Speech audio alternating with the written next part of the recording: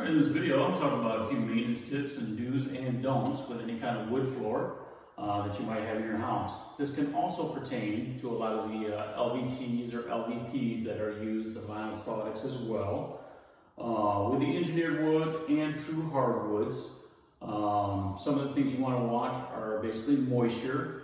You want to keep your home between 30 and 50% at all times as far as humidity goes, so summertime can be a challenge.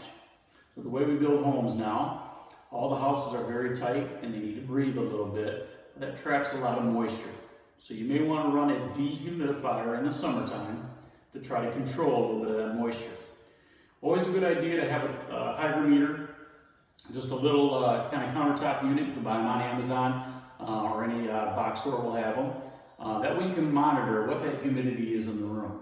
All right, 40% being optimal at all times. If the humidity does get too high, you will see some kind of cupping of the boards where you see them crown along the edges. This tends to be the irreversible damage.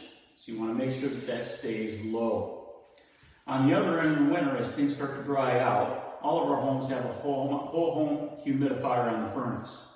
Typically that's controlled from the thermostat. If not, it will have a stat on the cold air return of the furnace.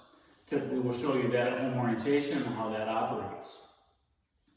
If you do get a little bit of dry out or it gets too low, below 30%, you'll start to see some gaps in between boards. A lot of times in the summertime, these tend to come back a little bit. You just don't want to get too large of separations in there.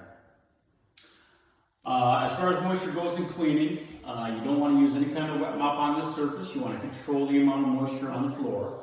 We do give you a kit to start out with, which has a solution for cleaning and also kind of a dry mop head and a wet mop head for that cleaner. You simply want to spray that down and then mop it down until it's nice and clean. The cleaner tends to work really well.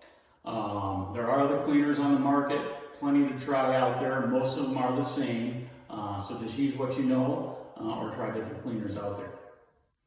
You don't want to use any kind of steam cleaner on these floors. That will void the warranty, and it can also cause the backing of all of these to separate. That includes LVT as well. Most of them are safe for ceramics, but that's about it. If you need to touch these up, sometimes you get little splinters in there, something may catch, or if you drop something on the surface, get a little dent in it.